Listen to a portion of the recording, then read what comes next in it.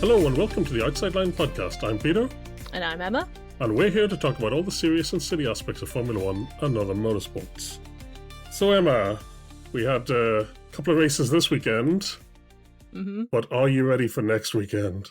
I don't think I am. I'm not going to lie. I looked at the calendar and felt an immense sadness. Just the sheer amount of racing. Because, yeah, there's a lot. There's a lot happening next week. There is. Will I go through it? Yeah, go on then. So we have F1, F2, F1 Academy, Formula E, 2 races in Shanghai, and IndyCar Mid-Ohio. Yeah. And if that's not enough, there's also Formula 3, Formula Regional Europe, GB3, Elms, Indy Next, USF Pro 2000, and USF 2000. So, yeah. Literally, there's more races than time, I think. There's definitely more races than time. But thankfully, we don't cover all of those. No. That's all I can keep thinking is, at least we don't have to watch F3. Yeah. But yeah, the one and only weekend when everything we cover is on at the same time. So, yeah. But anyway, that's next weekend. Let's concentrate on this weekend. But first, let's go through our weekly noise roundup. And I wanted to start in IndyCar, where Felix Rosenqvist is on the move. He is. Silly season has begun in IndyCar. Yep. Yeah, so I guess Maya Shankar fumbled him, perhaps? Depends. Depends how good you think he is, I guess, but yeah. Well, he won the Indy 500, and I think that's what's got people asking after him. I think that's it, actually. And I think Maya Shank thought, yeah, we can offer him, something normal. And someone else has swooped in and said, I can offer you more. So, yeah. Do you have any theories where he might go? Because there is also the Scott Dixon to McLaren rumour as well. Yes. Which I think is well, mad. I heard back to McLaren, which I don't think will happen. But Scott Dixon to McLaren, maybe a space at Chip Ganassi. That one just That would be a move mad. that he should do. Oh, yeah, it does seem yes. mad, but it would be a good move. Oh yeah, I'm talking about Scott Dixon to McLaren. That's odd, isn't it? It is a bit odd. Yeah, same colours though. Yeah, one less orange car to. Yeah, he'd bring his sponsors, PNC Bank, exactly. whatever. So it'd just be another orange car. Yeah. Anyway, we'll keep an eye on that. Yeah. Another thing I wanted to mention was from Formula E was that the calendar for next year has been announced. Yes. And, with the next generation of cars, they can go to much more interesting places, I think. Yes. Including Brands Hatch in the UK, Zandvoort in the Netherlands. Yes. And Kota, they're going to Austin, Texas. Yeah. And that's on top of what they already have with, Madrid expanded, I think, the 2 races. I think pretty much every weekend is 2 races apart from... Yeah. Oh, actually, all the ones at the start. But Berlin, Monaco, London, Zandvoort, Madrid, Shanghai, Tokyo, all 2 races. And Jeddah, Mexico, Austin, Miami, Sao Paulo, and Sanya, no 1 race. But exciting. Yep, I'm excited. It's interesting that Formula E is going more towards traditional circuits and F1 is moving away from them. Yeah, that is right, yeah. Whereas Formula E was always street circuits because they needed to be short, basically. And now that the cars can go a bit longer, then so another trip to Zandvoort might be on the cards for me next year. Yes, that's good. Okay, and then lastly, I wanted to end with, a lot of Max rumours have resurfaced. Yeah. That he's going to leave and blah, blah, blah. And it did, at some point they were implying that this week, it sort of came down to this weekend to see if Red Bull could prove that they could do something. So it's very suspicious that he does a bit better this weekend. not to give away anything, but suspicious, isn't it? You think, a little bit suspicious. They turned their engine up to Are you beyond or something. You think that Laurent Mekies has been deliberately sandbagging Max? No, I'm saying that they're they're pushing the car to beyond its limits and just to try to keep him happy this weekend, and then the engine will explode next weekend, but Max will have already signed on or something. Anyway, who knows? Max does sound that he is going to leave anyway. I'd say I don't think he'll be there next season by the sound of things, but potentially after that, maybe to a different team. But if it does happen, I just want to point out all the times that I've said it will happen, but also I'll be very, very sad. Because I'm pretty sure that was my prediction at the beginning of the season, was that Max is going to retire this year. So Yes. yeah, if that comes true, I'll be very, very sad with myself for manifesting it happening. Well, maybe that's why Formula E put the race into Zandvoort. Do you think he's going to go to Formula E? No, definitely not. Of all, he definitely won't go to Formula E. No. Of all the... That would be funny, but... Yeah. Great. Okay, let's get into the Formula One then. Mm-hmm. And the qualified on Saturday. Only thing to say is that it's hot. I mean, it was hot in Europe Very anyway. hot. And very hot. So they were saying that basically on the tyres, you only get one lap. Mm-hmm. And people had to use the tyres again, but they were a bit slower. So it did add a little bit more jeopardy. It was interesting. Yeah. But let's go through. I mean, Q1, no surprises who went out here, which was Sainz, Albon, Perez, Bottas, Alonso, and Stroll. So Williams, Cadillac. The usual suspects. Aston Martin, the usual suspects. Then Q2, well, I'll tell you who went out. Was Gasly, Bortoletto, Behrman, Hulkenberg, Ocon, and Colapinto. But almost, it was Max going out. Yes, I was watching through my fingers. That was scary. Yeah. But thankfully, Pierre Gasly, not very good. Oh, he was only 0.045 I know, seconds. it was close. And it was terrifying. And then afterwards, they're all praising, Hannah Schmidt, best strategist. Yeah, mad. Yeah, it wouldn't have been if he got knocked out, would he? Exactly, yeah. Crazy. So, I mean, okay, we didn't talk about the free practices because there wasn't a whole lot to say about them. But I also did not watch a lot of them. Max did do something different to everybody else, which did leave him short of tyres here, which is why they decided to risk not going out, basically. Yeah. And... yeah, I guess, there was Lindblad, Lawson, and Gasly were the only ones who realistically were going to knock him out. And I guess Hannah Schmidt took the gamble that at least one of them wouldn't get a good lap in. The thing is, though, that's such a risky gamble. Oh, yeah. Considering the fact that Alpine have actually been pretty good in quality this year. So for her to gamble like that, I'd say it's very risky. Yeah. And the fact that it was so close. Yeah. I was surprised. I was screaming. I'm like, what are you doing? Send him out. when they kept him in, I was like, yeah, he's probably safe. But then, I think Lawson and Lindblad went ahead of him. Yeah. Which I guess they didn't expect that. There must have been just a huge jump in performance or something on the track or something. And I bet they were nervous. Or... alternatively, Racing Bull's better than Red Bull. Not again. No. Not entertaining that one, okay. No. Anyway, Q3. Okay, there's a lot to talk about here. Let me sit up. Yeah, there is. Okay, I think I will just tell you the top 10 and then we'll discuss. Because otherwise, we'll miss some people. Okay, so Russell gets pole. Leclerc second, Hamilton third, then Antonelli, Verstappen, Norris, Piastri, Hadjar, Lawson, and Lindblad. Well, and also I don't want it to get forgotten that at this stage the Ferraris were looking pretty good. We were like, they could have, we were thinking they could have got pole, but I mean, maybe. I still think they did get pole. No, okay. Right, so let's get into it. So what happens here is Verstappen crashes into the wall. He does.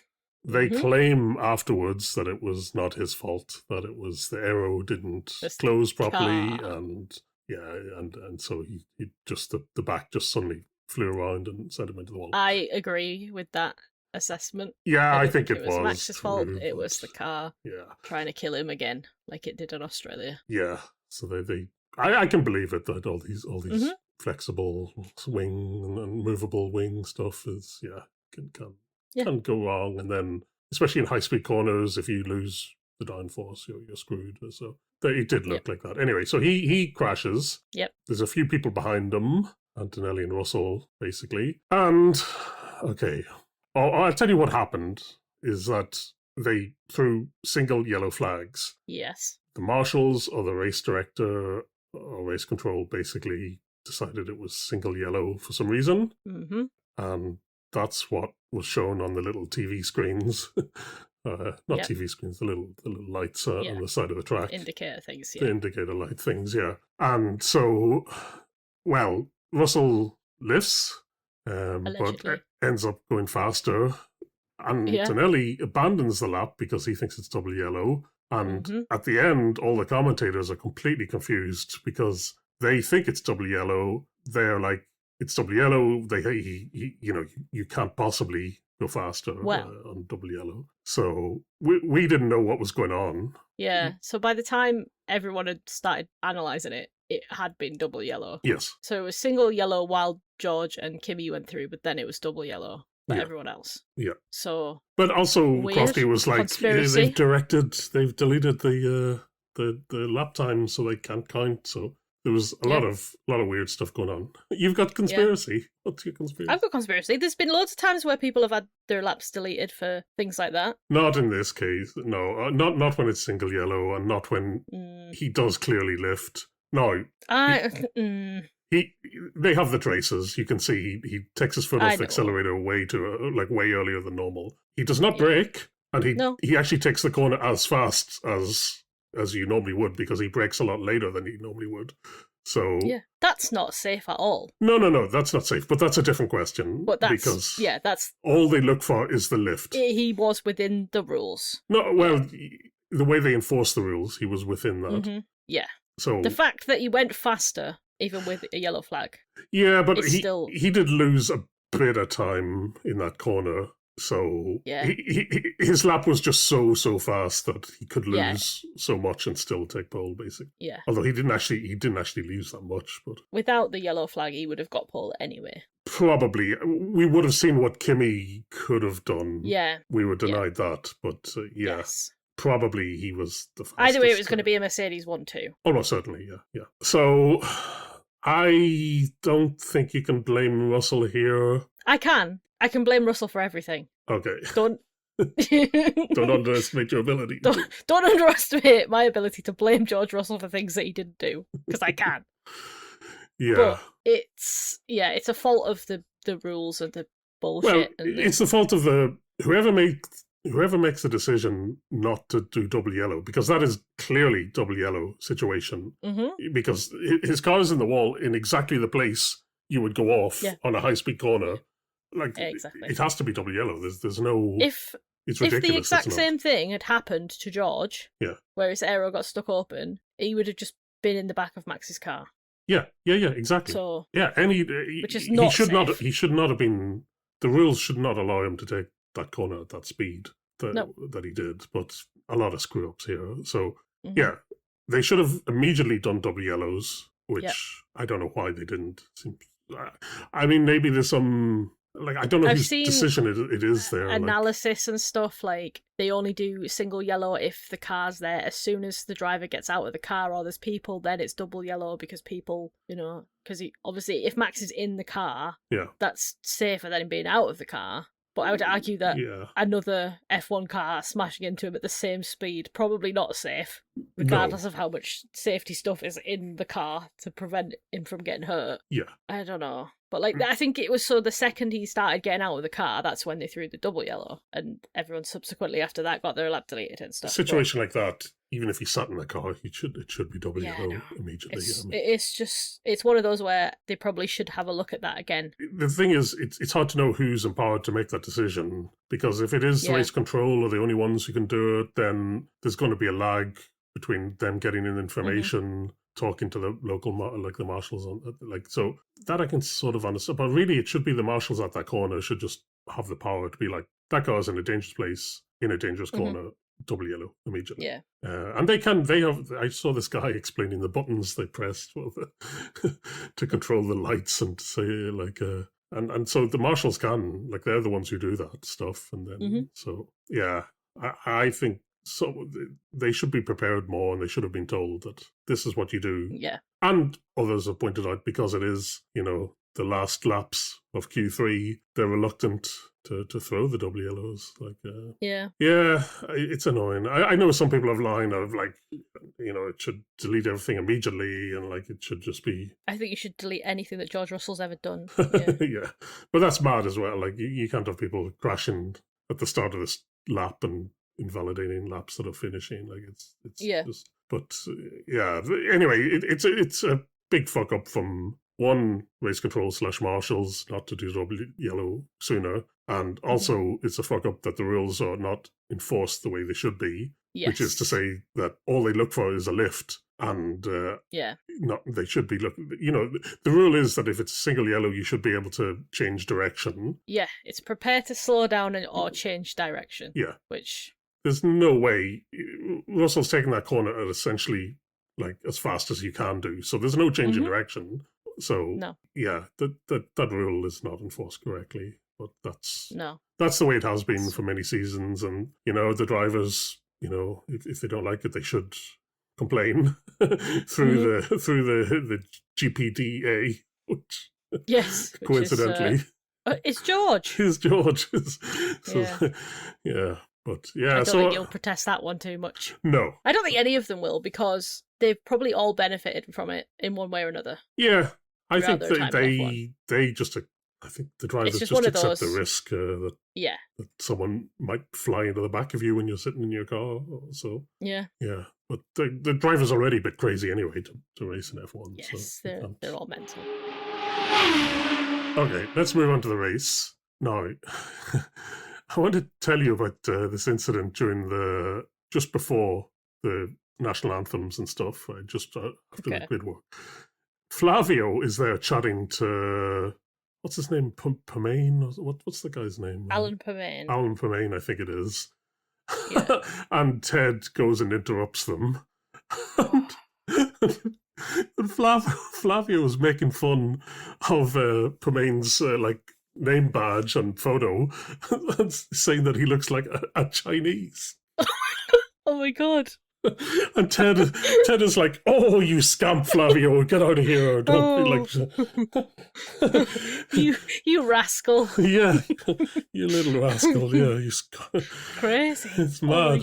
I think Ted was like, "We gotta get him off camera, off mic as soon as possible." The thing is, though, Flavio is like 90, so you know you probably just don't bother correcting him. Yeah. But wow. I could sense some panic in Ted's voice when he's like, Ted was having. I genuinely don't know what was happening. I think he had heat stroke or something. He was on one the entire race. Like there was a point where he was screaming. I don't. Like there was just a lot going on.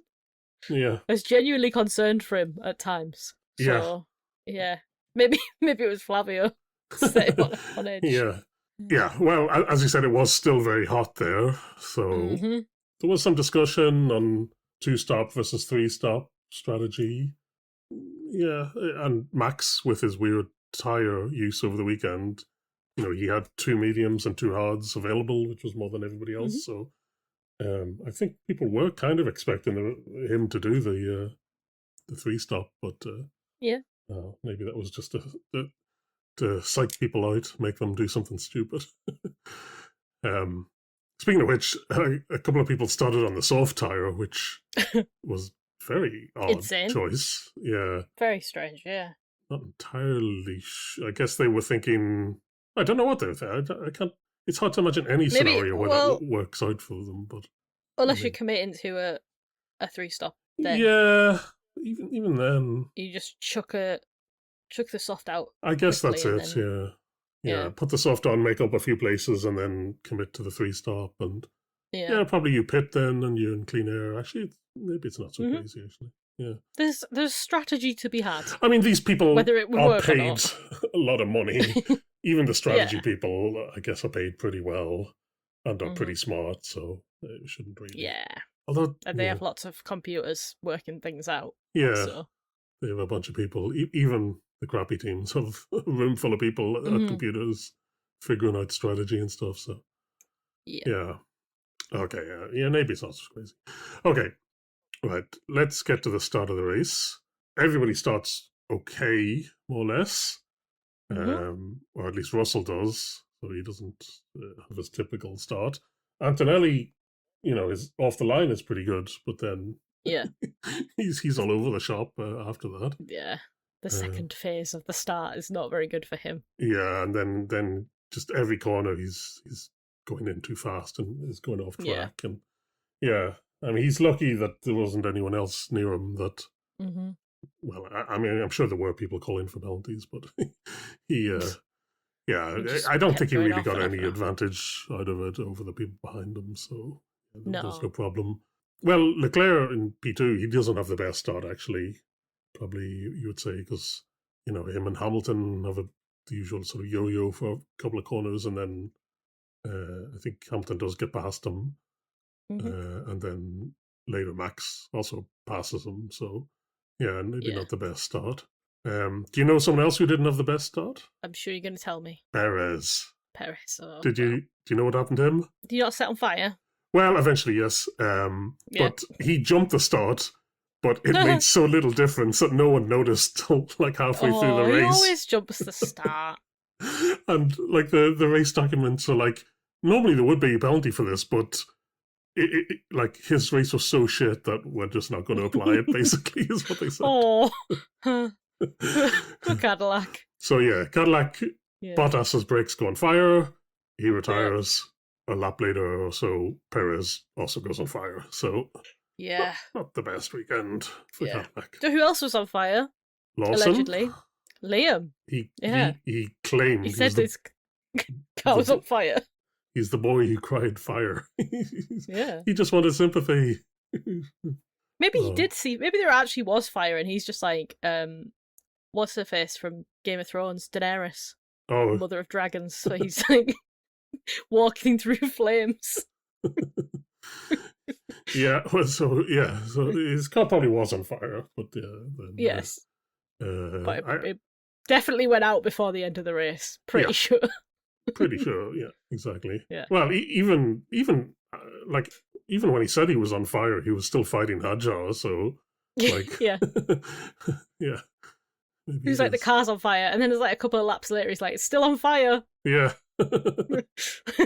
Guys, do you want to do anything about it, or? Yeah, well, there's nothing they can do. They can just say, well, drive in cleaner air, or less like cooler air. Yeah. And I don't know, don't brake as hard or something. Yeah. So yeah, as I said, Leclerc not having the best start to the race, so he's slipping back even further. Antonelli passes him on his kind of. I mean, Antonelli, he doesn't fall behind any of the other people, but he's behind all the kind of usual suspects. So he's making his way up because obviously the Mercedes is the best car. So he's passing Leclerc, and then Verstappen and Hamilton are having a good fight. Yes. They seemed very happy afterwards, but during it, I'm sure they were like, Verstappen was calling for penalties and stuff. Which, it looked like just, neither was going to give up anything and was going to take the corner if they felt entitled to it. So, I think but Verstappen, that's what you want from Lewis and Max fight, don't you? Exactly, yeah. That's what you expect. It was good. It was good.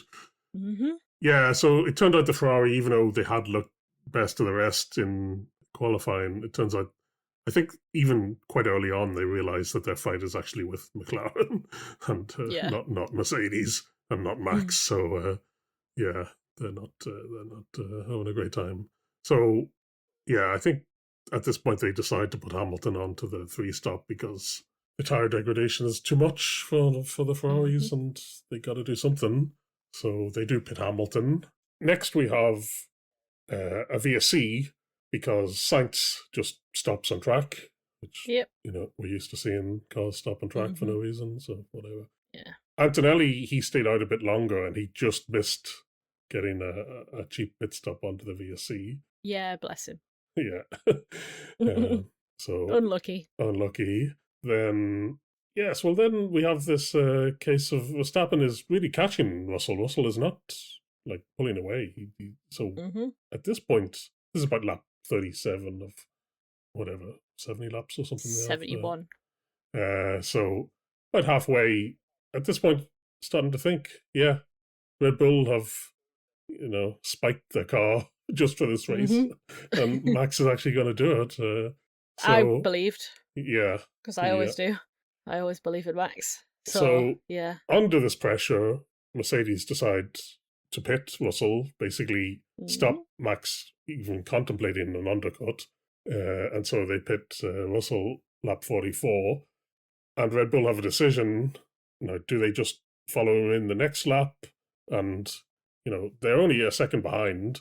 Even if Russell has a great outlap, they'll only be like a couple more seconds behind, and they just made up about 10 seconds. So that's an option. The other option is to go long and try to get a tyre offset, which is what they do. But they come out 11 seconds behind Russell then, which does seem like a lot. Mm-hmm. Yeah, do you think they got that wrong then, or what do you like? It's hard to say, but I think I would have pitted the lap after. Yeah, because like he's under, you've got him under pressure. You like. Yeah. At least, yeah, I don't know. I mean, it just depends because, like, I guess where there's tracks where the tires take longer to warm up, then you are like you've got more time to consider that. Yeah. But because it was so hot, the tires are going to be there or thereabouts within a lap or two, so you need to be quick. Yeah, it takes. I guess they're thinking, okay, the tire degradation is very high at this track, so a tire offset of 6 laps could be significant. But yeah, I don't know. I mean, I think just you gotta. The vibe was Max has got him under pressure, and then you're just letting him, bring his tires in carefully, make sure, like he builds a lead, and like you just. I don't know. You're taking away the impetus from Max, and I think Max is someone who. You want him there, sort of harassing Russell into making a mistake. Like it's. Yeah, definitely. Yeah, I would have. Yeah. I wish they pitted Max. I think it would have been more exciting. Then there's a bit of deja vu because Piastri and Hamilton have to pass Leclerc, who pitted a bit earlier, so they had to pass him again. So we'd already see that once, and then we get a VSC again, and Antonelli had just pit, so it's total deja vu all over again. Why did they have a VSC? I think it was this Bollard, right? The Bollard, that got knocked over and was just laying there. Yeah. So it was only a short one. But... Albon crashed into it and knocked it onto the track, and so they Bloody Williams again. Yeah, Williams. Williams course a VSC. That's good. They're consistent. That's what you want. Mm-hmm. That's why you've got Albon and Sainz, 2 consistent drivers. Yep. Right. So basically, the last part of the race is Max slowly catching Russell, but very, very slowly. Yeah. And actually, it's Antonelli who basically catches up to the back of Max before, but nobody's like, so we're going into the last lap. Max is still over a second behind, 1.6 seconds, but Antonelli's just behind Max. So, it's a shame Max couldn't catch Russell before, but yeah. He is able to defend Antonelli, so it does finish Russell, Verstappen, Antonelli as your top 3. Then we've got Piastri, Hamilton, Hadjar, Norris, Leclerc, Lawson, and Lindblad. Yeah. So, yeah, a bit, I don't know, it was a bit anticlimactic at the end, just not a lot. Yeah, we didn't, a few laps more, we would have had a bit of excitement, I think, but. Yeah. Or if Red Bull had pitted Max earlier. Yeah, well, that would have been at least, maybe Max would have attacked and then fallen off, like who knows? Yeah, but, and so maybe that would have helped Antonelli maybe get second. So maybe Red Bull were right, but yeah. Certainly, Ferrari were very disappointing. I'd say McLaren also they were sort of there, but not really there. Yeah, Hadjar. What do you make of that? I mean, I think that's just about where he is. Yeah, not too. I mean, like if they've kind of tweaked the car to suit Max more, then we're getting back to where everyone else is. Yeah. Like if Max is doing well in a car, the teammate's not going to do well in a car. Yeah, that's just how it works. The average has to stay the same, but Max can be good and the other person. So I guess. I mean, from the point of view, having a second teammate at Red Bull who can actually score points, yes, it's good. But, given what we'd seen already in the season, I would have thought he would be a bit higher up, actually. But but I think if we are looking at, like we always look at, sort of, if Mercedes is the top, and then we're saying, like, Ferrari, McLaren, Max is there on his own. Yeah. In between, and then Red Bull isn't like, you don't look at Red Bull where Red Bull is together. It's where Max is and where his teammate is. Yeah. Well, I thought this season they'd be a bit closer, but anyway, yeah. And Obviously then not. VCOP, I mean, best of the rest this weekend. So Did you hear this thing about VCAB, though? What? About them doing team orders and Arvid not hearing them, pretending to not hear them, or just ignoring them. No, I did not hear that. I did notice in the interview afterwards, I watched that on YouTube later, Lindblad he basically called out the team saying, they pit Lawson first, so he got ahead of me. They did that on purpose. So so he's kind of throwing his way around petulant teenager style, as most rookies do. I think they get a bit of I'm faster, so therefore I should be ahead. Stuff. Yeah. But, well, there's some truth to that, right? There is, but I think if you are a rookie, you just accept you don't want to be. Well, yes. Even if you think you're faster. I'd say don't rock the boat too much because Nicola Solov's here. Yeah. Well, exactly. Who are they going to get rid of? Are they going to get rid of Arvid Lindblad, who doesn't listen, or are they going to get rid of Liam Lawson, who is better than everyone else? Don't know. Don't know, mate. I know who I'd get rid of. Yeah, would you get rid of the guy who's been there a couple of seasons and is not that far ahead of his rookie teammate? It's because of the car. Oh, right, okay, the car. Yeah. I still think if they'd given him more time in Red Bull, he'd have adjusted. Oh, yeah. My belief. That's my belief. But, yeah. Anyway, we've been through this. He would have been better. I think he would have been better than Tsunoda, but yeah. Yes. I still think. I think most people are better than Tsunoda. I think I'm better than Tsunoda. Well, speaking of, do you think Ocon's better than Tsunoda? Because that's the rumour. Oh, actually, yeah. Yeah, I'm not sure. So apparently Haas are considering, I guess they have this partnership with Toyota Gazoo Racing or whatever it's called. Yeah. Why would you not consider Ayumu Iwasa? Maybe he's stuck to Red Bull too closely now or something, or still. But yeah, exactly. Or, Super Formula champion. I think I'd take Iwasa. Miata. Yeah, I'd take Miata. Well, I'm not so sure about that one. It's the team. It's the team.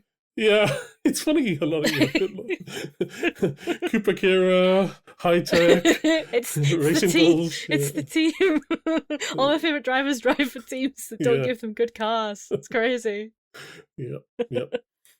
Yeah, but that's the rumor, is that Ocon's going to be replaced by either Kamara or Yuki. I'd take Kamara, and I don't even like him.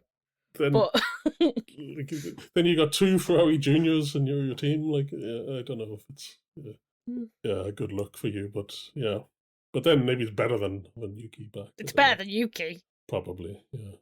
But yeah, poor Ocon. I mean, I think his time has come, but he's been coasting for too long. Yeah, and he is, I would say, getting his ass kicked by Behrman this season. So absolutely, yeah. I think, maybe it's about time he gets told to sling his hook. Yeah. Come to Formula E. That's where you'll end up. Yeah, come to Formula E. Yeah. Okay, then. Oh well. One or two other things I wanted to mention. One, Audi, they got P11, P12, so almost points. So they're, almost.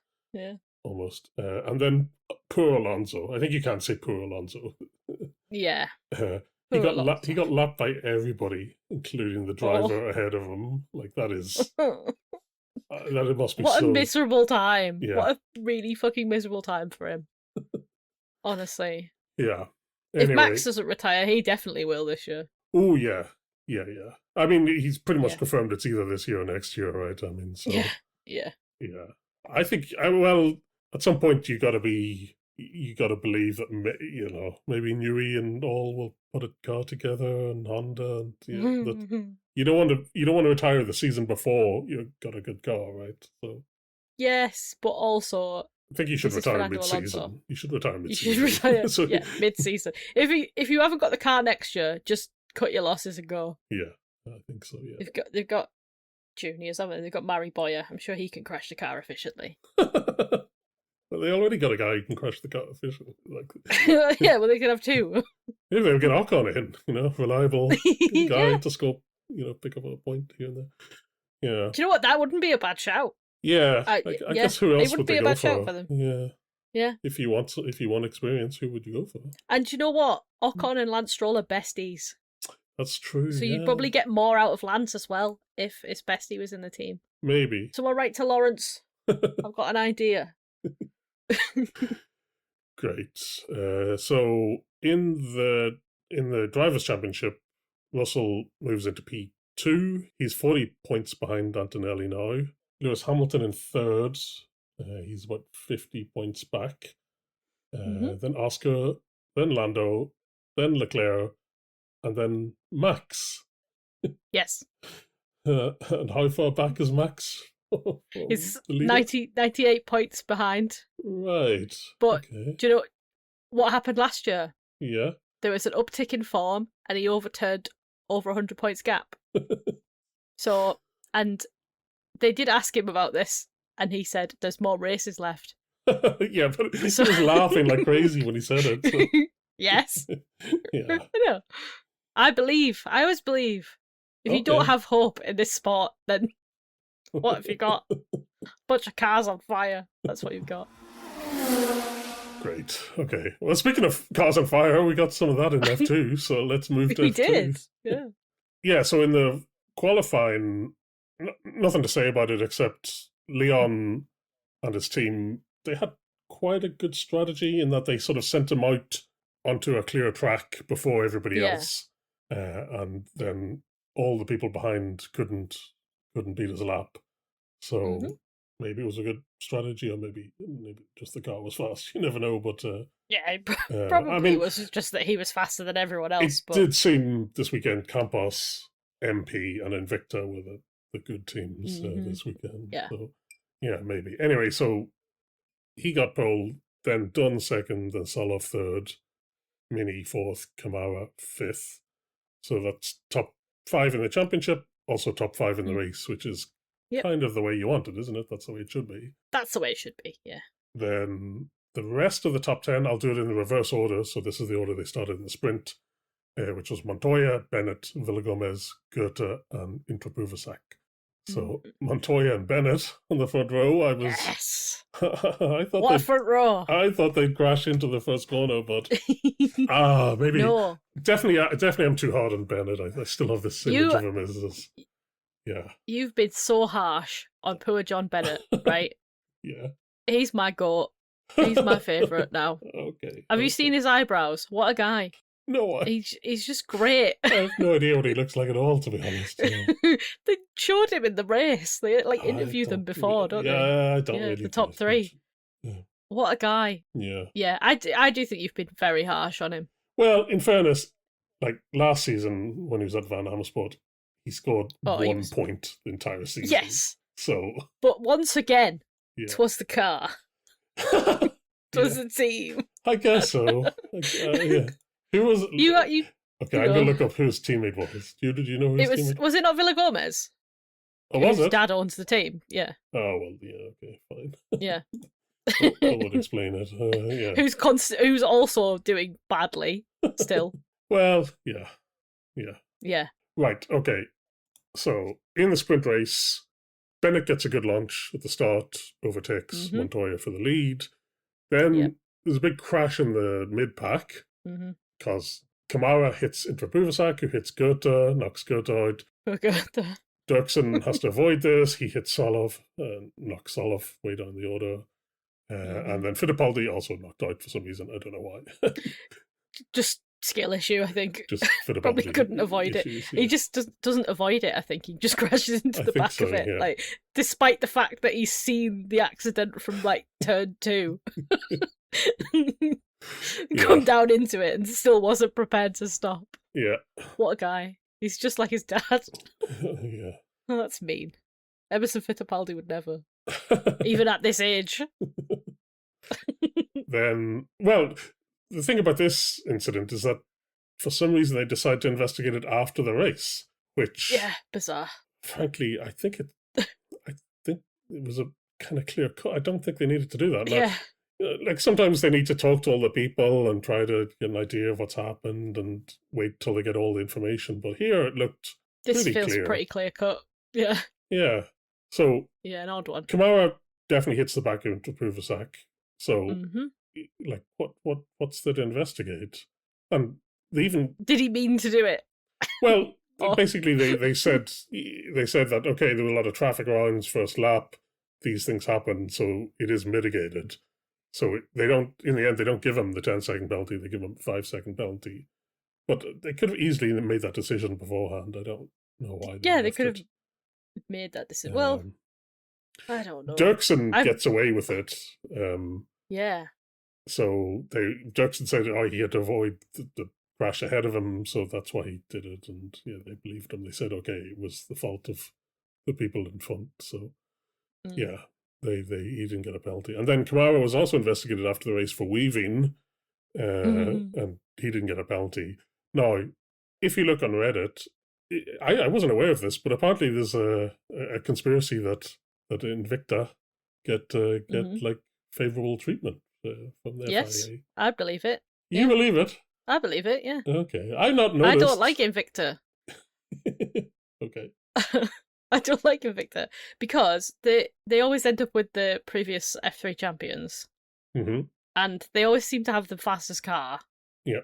And they do kind of get away with a lot of stuff. Yeah. And also they hire horrible engineers who shout at their drivers. Oh, yeah. So, that was horrible. Yeah, that was horrible. So the only good driver they've ever had is Jack Doohan. The only sympathetic driver, let's say. I mean, Joshua Dirksen, did he bring his rocket ship engine? No. The one that they turn on? Not this weekend, anyway. Obviously not, no. Yeah. Okay, so race restarts. Kamara and Don, they pass Mini. They're sort of making their way up towards the front. Oh, I wanted to mention Alex Brundle. He makes quite a few mistakes, I would say. Maybe might be because of the heat. I mean, I know my mind wasn't so good last week in the heat. So I don't know. I've been noticing making mistakes more and more recently, though. I don't know. Is it because he sat next to Chris and Chris just like gives him the brainwaves of just not being good commentating? I don't know. Poor Chris. Shouldn't talk about brainwaves. Because he's got epilepsy. Yeah. Maybe I'd rephrase it. Anyway, Brundle, at one point he starts talking about this guy called Villa Gomez. Calling him Gomez.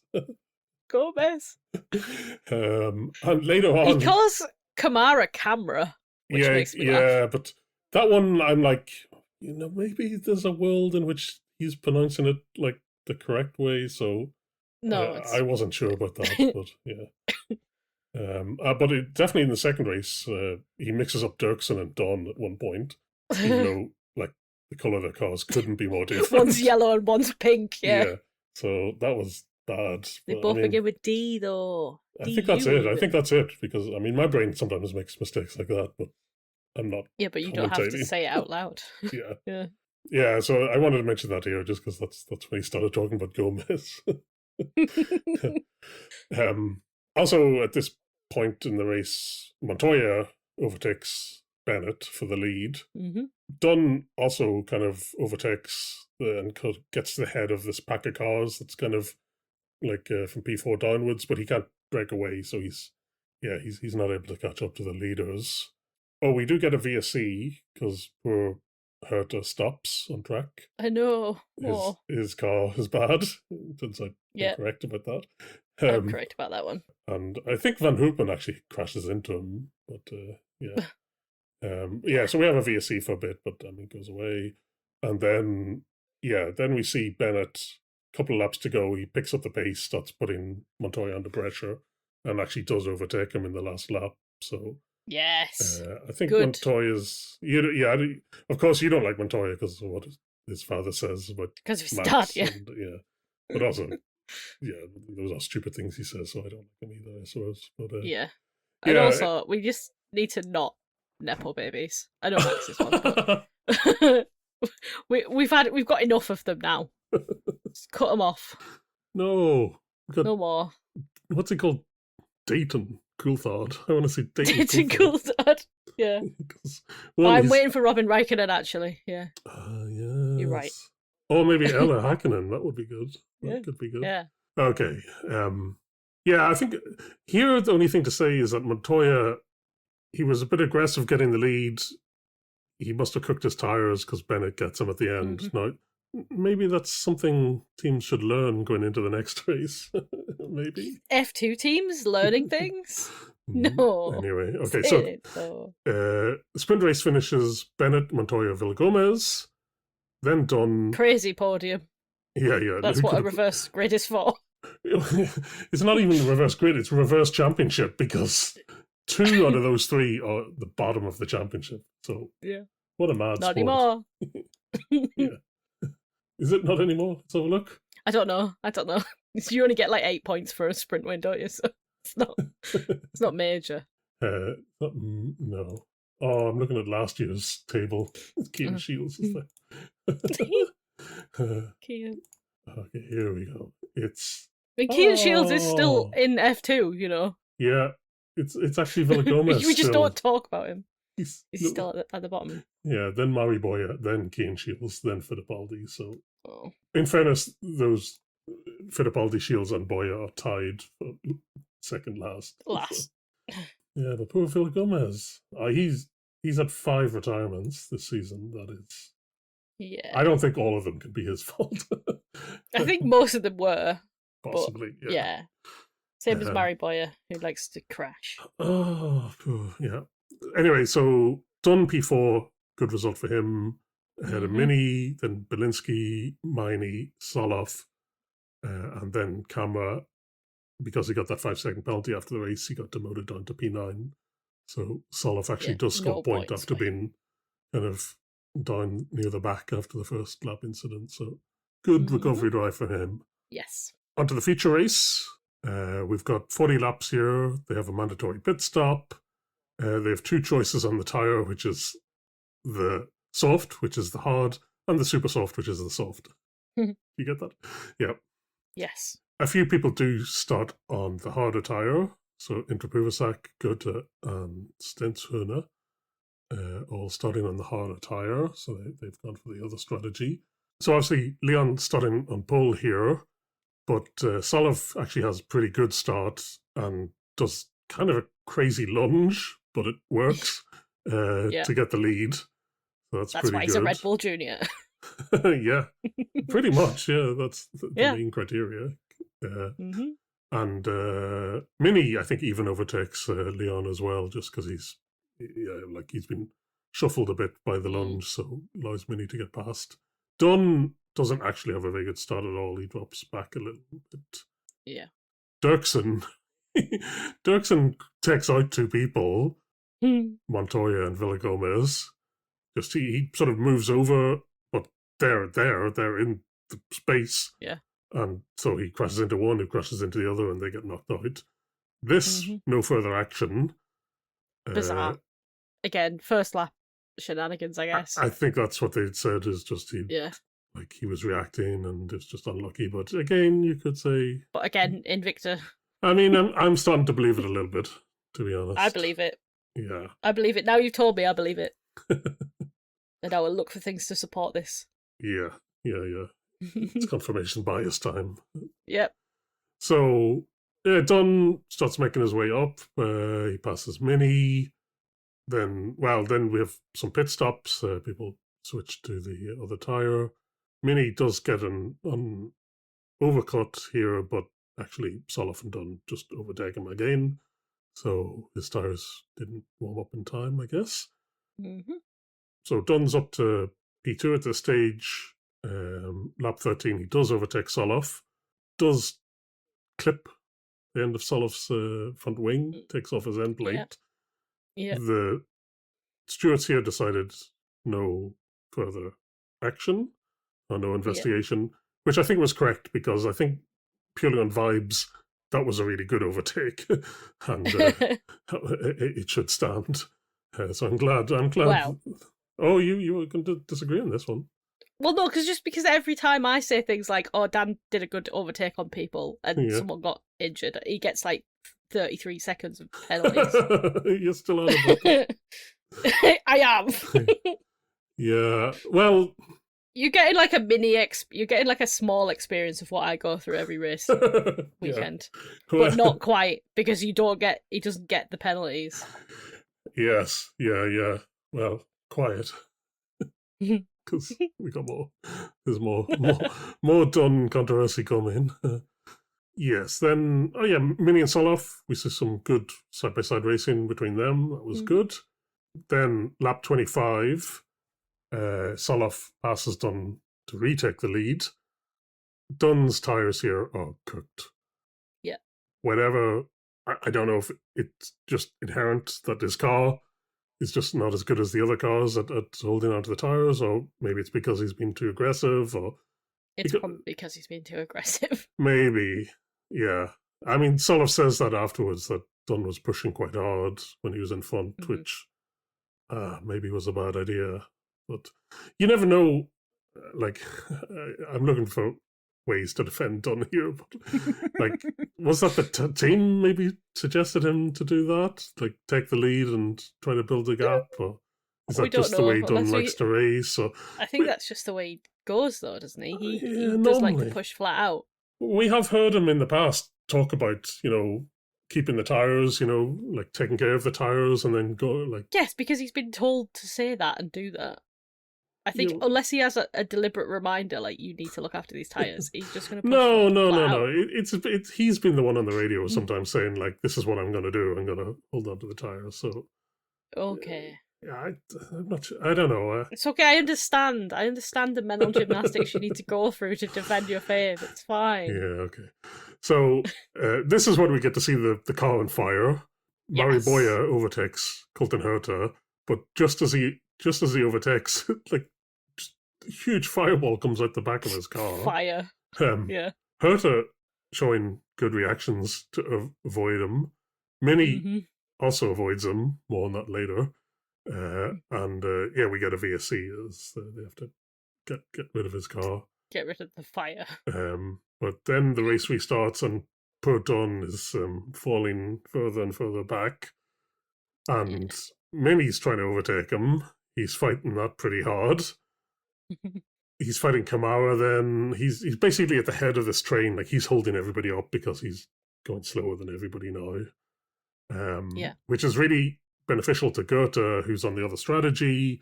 He pits with 10 laps to go. He's on the super softs. He's 10 seconds behind Soloff, effectively in P8. But this Dunn holding everybody up really helps him out, because basically he's able to get ahead of it pretty quickly then, even some, double passes. So really helpful for him. But yeah, we do see Dunn really defending it, and bit elbows out here.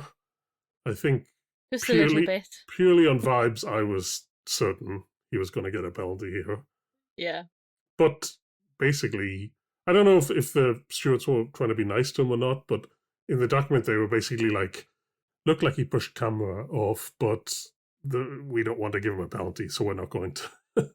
So I think they said that... I think the F2 stewards have just gone soft this weekend. I don't think even Invicta are getting special treatments. I think they just can't be asked to do their job.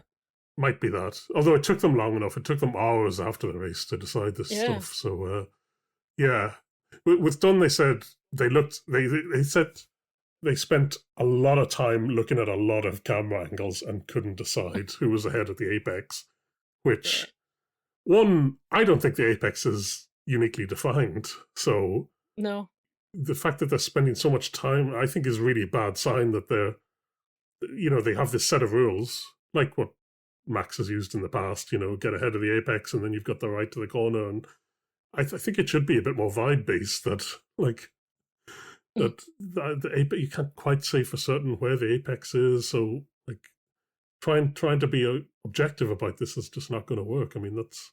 Yeah. I know I've often complained in the past that the stewards do, are subjective too much, but here, like, anyway, it does benefit Dunn, the fact that they're trying to sort of pinpoint the exact moment that like, who gets the apex first and stuff. So anyway, eventually Kamara does get past him, and so does Bruvasak, and actually even Stenshorne passes him. But actually, speaking of stewards being lenient, they completely fucked Stenshorne. So Stenshorne is committed to the pit lane just as the VSC comes out. He can't not pit. Yeah. But apparently the rules are such that you have to be at a certain line when the VSC is Poor called. guy. And so he pitted. He wasn't. Pit stops under the VSC don't count. So he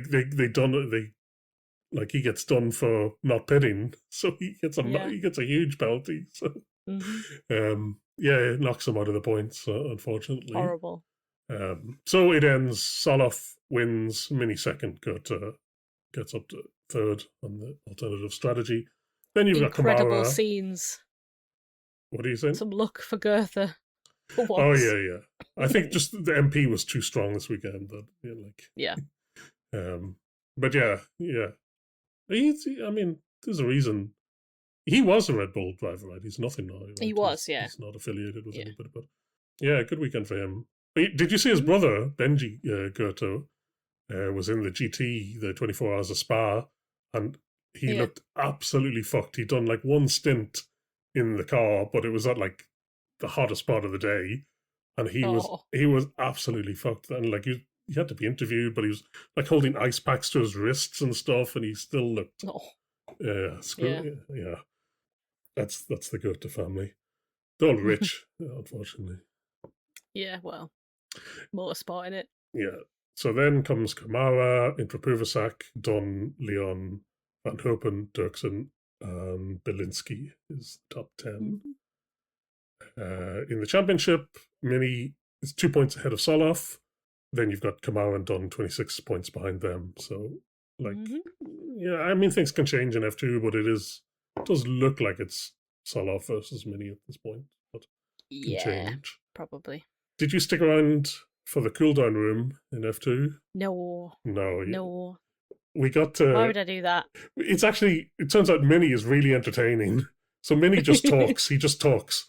So he's basically hosting his little podcast in there. Yeah. I don't know if he's been told to do it or whether he's just really talkative anyway, but he does strike me as a yapper. Yeah, I think that's it. So he wants to tell them all that he nearly crashed into the back of Boya when because first he tells it to Goethe, and then when Soloff comes in, he tells it to him again, and then when it comes up on the screen, he's like, "Look!" So, but also he starts swearing at some places. He's like, I nearly fucking did this. I fucking did that. And then he realizes, and he turns to the camera and goes, "Sorry for the language." I'm like, oh. So he knows. Yeah. Yeah. So if he's ever in the cool down room, you got to check it out. Okay. It's good fun, I think. I'll try and look for it then. I like Mini more and more. Like I don't. No, you don't like him, but I don't like him. I think he might endear himself to me as a person, but I don't like him as a driver.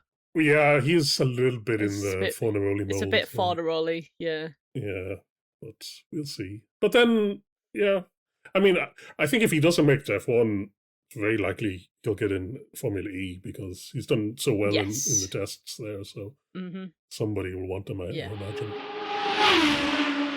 Great. So let us finish on our usual features. Yes. Firstly, I guess, how was the racing this weekend? It was good. I enjoyed it.